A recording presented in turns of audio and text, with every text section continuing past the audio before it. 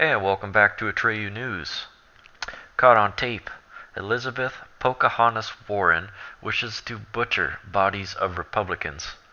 We all remember the completely white woman posing as a Native American for both financial and political gains. Elizabeth Warren. How could we forget, right? Senator Elizabeth Warren joked last week that she hoped Republicans donated their bodies to science so she could cut them open when they died. "I hope they leave their bodies to science. I would like to cut them open," Warren said during an event in Chicago on Sunday. Now, these are the same exact people that like cutting babies open. So, I suppose it's kind of surprising that she said that, but with the Planned Parenthood and killing kids for money, maybe not. Warren was discussing the Republican effort to repeal Obamacare and seemed to suggest their position on health care was unfathomable. God, what planet do they live on? Well, we're wondering the same thing about her, Warren asked before sharing her wish to cut open their bodies. Okay. Let's listen to what this nut job has to say. Let me say this a little bit about healthcare, because I think it's really important. A couple of weeks ago, when the effort to repeal Obamacare failed, I get it, they're coming back. A lot of people described it as, yes, but knocking 24 million people off health insurance and raising the cost for middle-class families so that you could produce a tax break for a handful of millionaires and billionaires was not brutal enough for a big chunk of the Republican Party, and that's why the bill failed. Here's the part that's interesting about it, except for the part that's like, God, what planet do they live on? but the part, I think they leave their bodies to science. I don't like,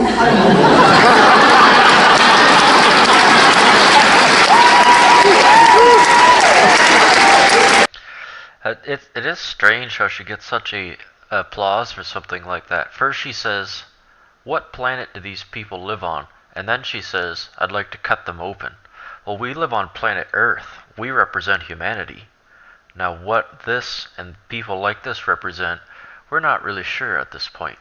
But they do appear like demons in human skin, based on the way they think. It's regressive, and it's like a death cult. Maxine Waters may have accidentally described herself. Look what she said. Here's another piece of work.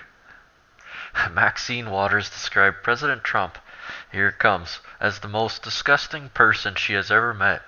Was Maxine Waters describing what she saw in the mirror?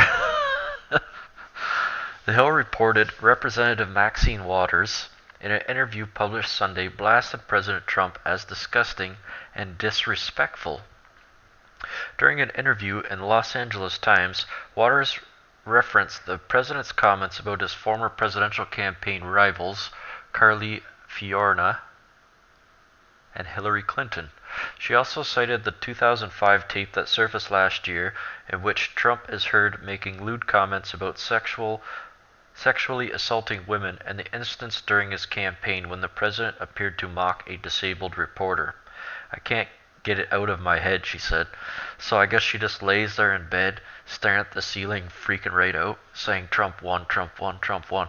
I've never seen anybody as disgusting or disrespectful he is. Well, you can say what you want, but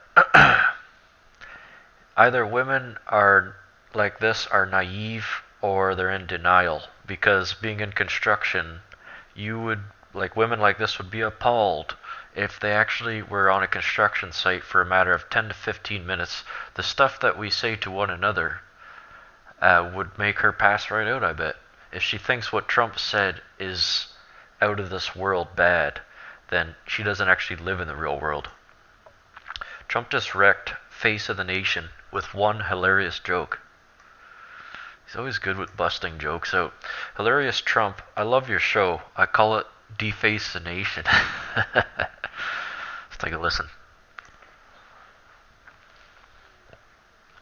The fake media goes out, which we call the mainstream media, which sometimes I must say is you, But when the You mean fake me personally, or your show, I love your show. I call it Deface the Nation. But you know, your show is sometimes not exactly correct. Man, that's awesome. We control the narrative, and Trump's on our side. Awesome. Just awesome.